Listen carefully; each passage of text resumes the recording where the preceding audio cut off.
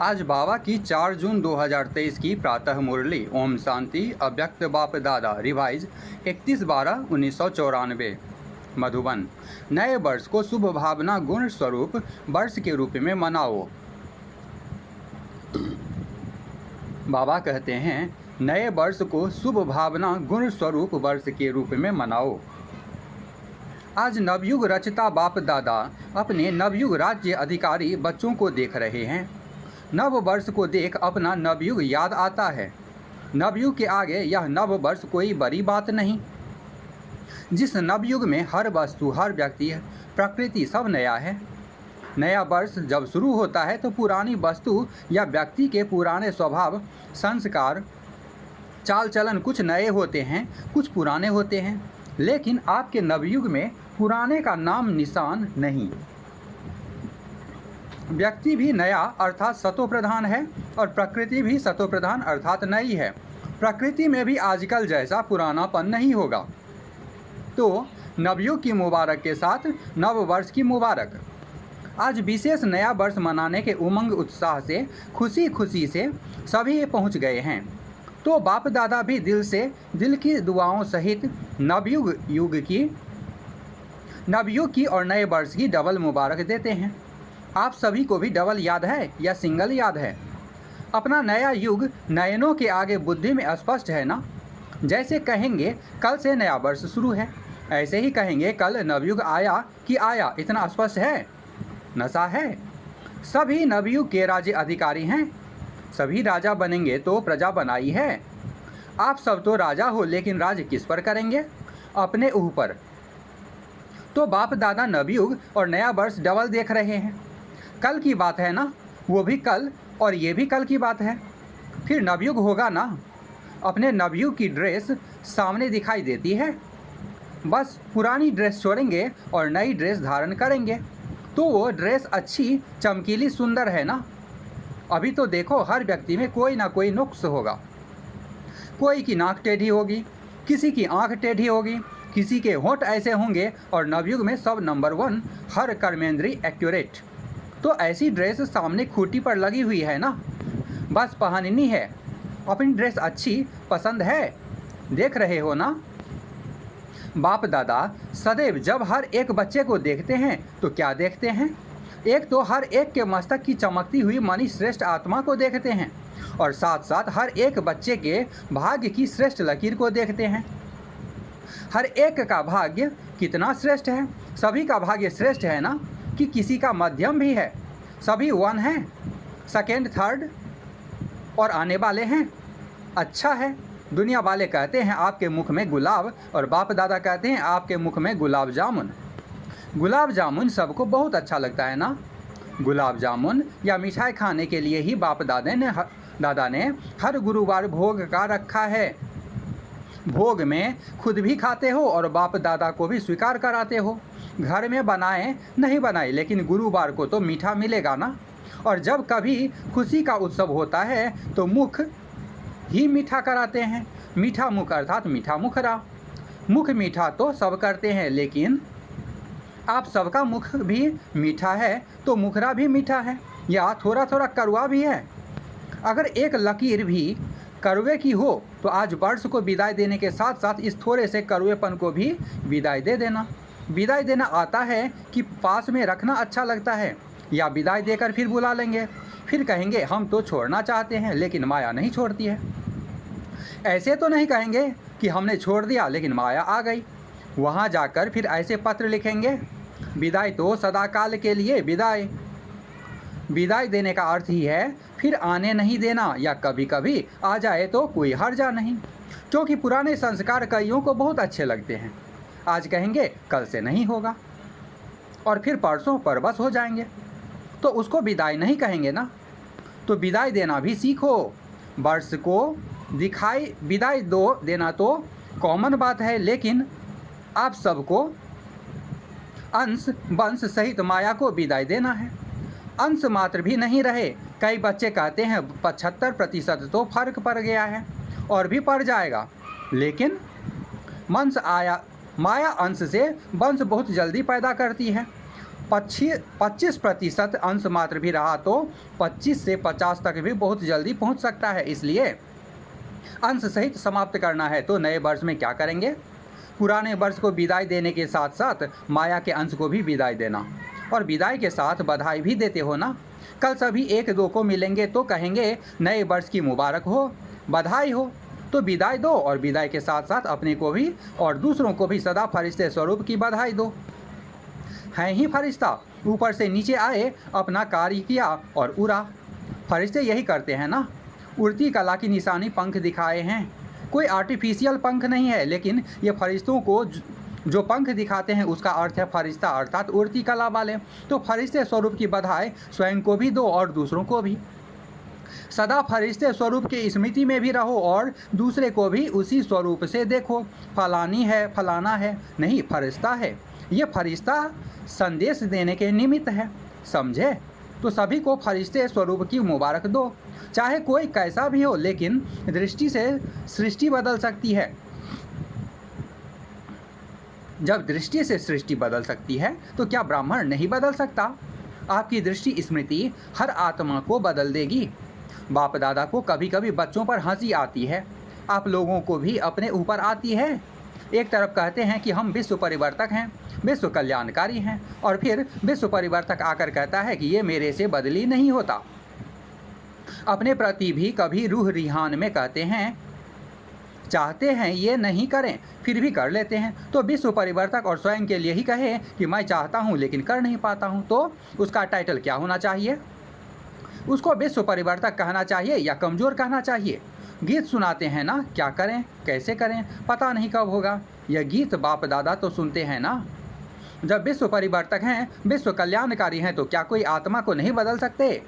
स्वयं को नहीं बदल सकते? अगर स्व परिवर्तक भी नहीं तो विश्व परिवर्तक कैसे होंगे? बाप दादा कहते हैं इस 20 वर्ष की विशेष दृढ़ प्रतिज्ञा स्वयं से करो। प्रतिज्ञा का अर्थ ही है कि शरीर चला जाए, लेकिन जो प्रतिज्ञा की है वह प्रतिज्ञा नहीं जाए। तो प्रतिज्ञा करने की इतनी हिम्मत है? करेंगे, डरेंगे तो नहीं। तो यही प्रतिज्ञा स्वयं से करो कि कभी भी किसी की कमजोरी या कमी को नहीं देखेंगे, किसी की कमजोरी कमी को नहीं सुनेंगे, नहीं बोलेंगे, न सुनेंगे, न बोलेंगे, न देखेंगे। तो ये वर्ष क्या हो जाएगा? ये वर्ष हो जाएगा शुभ भावना गुण स्वरूप वर्ष। हर वर्ष को अपना अपना नाम देते हो ना। जब ये प्रतिज्ञा सभी कर लेंगे तो ये वर्ष हुआ शुभ भावना गुण स्वरूप वर्ष। मंजूर है? फिर वहाँ जाकर नहीं बदल जाना। फिर कहेंगे मधुबन में तो वायुमंडल अच्छा था ना, और यहाँ तो वायुमंडल का संग है ना। परिवर्तक किसी के संग में नहीं आता, किसी के प्रभाव में नहीं आता। अगर परिवर्तक ही प्रभाव में आ जाएगा तो परिवर्तन क्या करेगा? इसलिए इस वर्ष को गुण मूर्त शुभ भावना वर्ष के रूप में मनाओ। किसी की अशुभ बात को भी आप अपने पास शुभ करके उठाओ। अशुभ देखते हुए भी आप शुभ दृष्टि से देखो। जब प्रकृति को बदल सकते हो तो मनुष्य आत्माओं को नहीं बदल सकते हो, और उसमें भी ब्राह्मण आत्माएं हैं, उनको नहीं बदल सकते हो। जब सबके प्रति शुभ भावना होगी तो कारण शब्द समाप्त होकर निवारण शब्द ही दिखाई देगा। इस कारण से ये हुआ, इस कारण हुआ नहीं, कारण को निवारण में परिवर्तन करो। हिम्मत है? अच्छा, बाप दादा जब टीवी खोलते हैं तो बड़ा मज़ा आता है। ये कलयुगी टीवी नहीं देखते, ब्राह्मणों की टीवी देखते हैं। ऐसे नहीं आप लोग वह टीवी खोल लो, ऐसे नहीं करना। तो जब बच्चों को खेल देखते हैं, बच्चों का खेल देखते हैं तो बहुत मज़ा आता है। मिक्की माउस का खेल तो करते हो ना। थोड़े टाइम के लिए कोई शेर बन जाता, कोई कुत्ता बन जाता। जिस समय क्रोध करते हो उस समय क्या हो? जिस समय किसी से डिस्कस करते हो, इस उसके ऊपर वार करते जाते हो, सिद्ध करते जाते हो, तो उस समय क्या हो? मिक्की माउस ही बन जाते हो ना। तो इस वर्ष मिक्की माउस नहीं बनना, फरिश्ता बनना। मिक्की माउस का खेल बहुत किया, तो ये वर्ष ऐसे शक्तिशाली वर्ष मनाना, क्योंकि समय तो समीप आना भी है और लाना भी है। ड्रामानुसार आना तो है ही, लेकिन लाने वाले कौन हैं? आप ही हो ना। दूसरी विशेषता इस वर्ष में क्या करेंगे? नए वर्ष में एक तो बधाइयाँ देते हो और दूसरा गिफ्ट देते हो। तो इस नए वर्ष में सदैव हर एक को जो भी जब भी संबंध संपर्क में आए, चाहे ब्राह्मण परिवार चाहे और आत्माएं हो, उन सबको एक तो मधुर बोल की गिफ्ट दो, स्नेह के बोल की सौगात दो, और दूसरा सदैव कोई न कोई गुण की शक्ति की सौगात दो। यह सौगात सेकेंड में भी दे सकते हो। ऐसे नहीं कह सकते हो कि टाइम ही नहीं मिला, न लेने वाले को टाइम था, न देने वाले को टाइम था। लेकिन अगर अपनी श्रेष्ठ भावना, श्रेष्ठ कामना की वृत्ति है तो सेकेंड के संकल्प से, दृष्टि से, अपने दिल के मुस्कुराहट से सेकेंड में भी किसी को बहुत कुछ दे सकते हो। जो भी आवे उसको गिफ्ट देनी है, खाली हाथ नहीं जावे। तो इतनी गिफ्ट आपके पास है कि 2 दिन देंगे तो ख़त्म हो जाएगी। सभी का स्टॉक भरपूर है कि कोई का स्टॉक थोड़ा कम हो गया है। जिसके पास कम हो वो हाथ उठा लो, भर देंगे। जिसके पास कमी हो वो चिट्ठी लिखकर जनक दादी जानकी को देना, वो क्लास करा देगी, वो क्लास करा लेगी। कमी तो नहीं रहनी चाहिए ना दाता के बच्चे, और कमी हो तो अच्छा नहीं है ना। इसलिए भरपूर होकर जाना, कमी को लेकर नहीं जाना। वर्ष के साथ कमियों को भी विदाई देकर जाना। ऐसे नहीं कि सिर्फ कल एक दिन ही गिफ्ट देना है, नहीं, सारा वर्ष सबको गिफ्ट बांटते जाओ। बिना गिफ्ट के कोई नहीं जाए तो कितना अच्छा लगेगा। अगर कोई आता है उसको छोटी सी प्यार से गिफ्ट दे दो तो कितना खुश होता है। चीज़ को नहीं देखते हैं लेकिन गिफ्ट अर्थात स्नेह के स्वरूप को देखते हैं। गिफ्ट से कोई मालामाल नहीं हो जाते हैं लेकिन स्नेह से मालामाल हो जाते हैं। तो स्नेह देना और स्नेह लेना। अगर कोई आपको स्नेह नहीं भी दे तो भी आप उनसे ले लेना आएगा कि शर्म करेंगे, कैसे लें। इस लेने में कोई हर्जा नहीं है। वो आप पर क्रोध करे, आप स्नेह के रूप में ले लेना। आप विश्व परिवर्तक हो ना, तो विश्व परिवर्तक किसी के निगेटिव को पॉजिटिव में नहीं बदल सकता। तो ये वर्ष सदा स्नेह देना और स्नेह लेना। ऐसे नहीं कहना कोई ने दिया ही नहीं, क्या करूं, वो दे या ना दे, आप ले लो। कुछ तो देगा ना, निगेटिव देगा या पॉजिटिव देगा, कुछ तो दे देगा। लेकिन हे विश्व परिवर्तक, आप निगेटिव को पॉजिटिव में परिवर्तन कर लेना, समझे। इस वर्ष क्या करना है? अच्छा, डबल विदेशी क्या करेंगे? गिफ्ट देंगे। दाता बन गए हो, वाह, दातापन की मुबारक हो। बाप दादा रोज बच्चों की एक बात देखते हैं, कौन सी? कि ये मैं और मेरा ये परेशान कर देता है। कभी मेरा आ जाता है, कभी मैं आ जाता है, जो बीच बीच में परेशान करता है। तो जब वर्ष परिवर्तन हो रहा है तो इस मैं और मेरे को भी परिवर्तन करो। शब्द भले मैं बोलो लेकिन मैं कौन? ओरिजिनल मैं किसको कहते हैं? शरीर को या आत्मा को? मैं आत्मा हूँ। तो जब भी मैं शब्द यूज करते हो तो क्यों नहीं मैं शब्द का ओरिजिनल स्वरूप, ओरिजिनल अर्थ स्मृति में रखते हो। सारे दिन में कितने बार मैं शब्द यूज करते हो? करना ही पड़ता है ना। मेरा भी कई बार यूज करते हो और मैं भी कई बार यूज करते हो। तो जितने बार मैं शब्द यूज करते हो उतने बार अगर वास्तविक अर्थ से मैं स्मृति में लाओ तो मैं धोखा देगा या उड़ाएगा। तो जब भी मैं शब्द यूज करते हो उस समय यही सोचो मैं आत्मा हूँ, क्योंकि मैं और मेरे शब्द के बिना रह भी नहीं सकते हो। बोलना ही पड़ता है और आदत भी है। मैं मेरे के पक्के संस्कार हो गए हैं। तो जिस समय मैं शब्द यूज करते हो उस समय ये सोचो कि मैं कौन? मैं तो शरीर हूँ ही नहीं ना। बॉडी कंसेंससनेस तब आवे जब मैं शरीर हूँ। शरीर तो मेरा कहते हो ना, कि मैं शरीर कहते हो। कभी गलती से कहते हो मैं शरीर हूँ? गलती से भी नहीं कहेंगे ना कि मैं शरीर हूँ। तो मैं शब्द और ही स्मृति और समर्थी दिलाने वाला शब्द है, गिराने वाला नहीं है। तो परिवर्तन करो। विश्व परिवर्तक पक्के होना, देखना कच्चे नहीं बनना। तो मैं शब्द को भी अर्थ से परिवर्तन करो।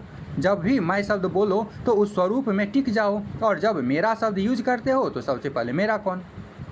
सारे दिन में मेरा तेरा मेरा तो बहुत बनाते हो।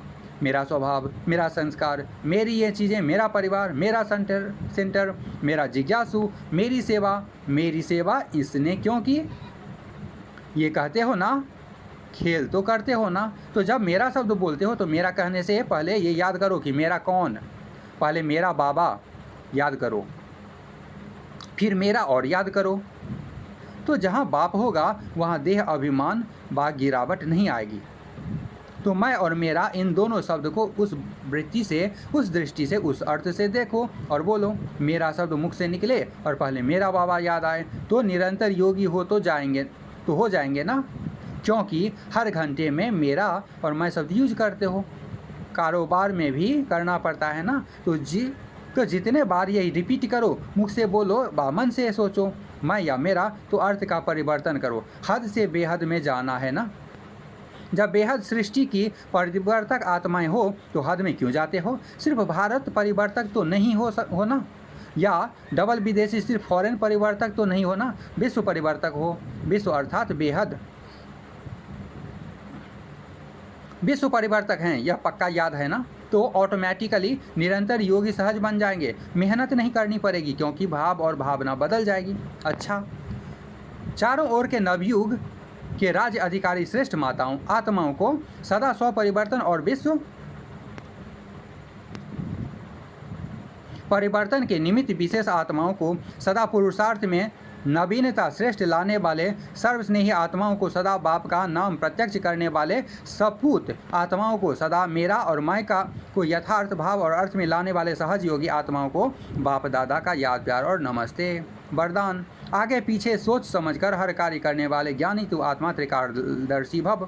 जो बच्चे त्रिकालदर्शी अर्थात तीनों कालों का ज्ञान बुद्धि में रख आगे पीछे सोच समझकर कर्म करते हैं, उन्हें हर कर्म में सफलता मिलती है। ऐसे नहीं बहुत बिजी था इसलिए जो काम सामने आया वह करना शुरू कर दिया। नहीं, कोई भी कर्म करने के पहले यह आदत पड़ जाए कि पहले तीनों काल सोचना है। त्रिकालदर्शी स्थिति में स्थित होकर कर्म करो तो कोई भी कार्य व्यर्थ व साधारण नहीं होगा। स्लोगन, अपने संतुष्ट और खुशनुमा जीवन से सेवा करो तब कहेंगे सच्चे सेवाधारी। अपने संतुष्ट और खुशनुमा जीवन से सेवा करो तब कहेंगे सच्चे सेवाधारी। ओम शांति।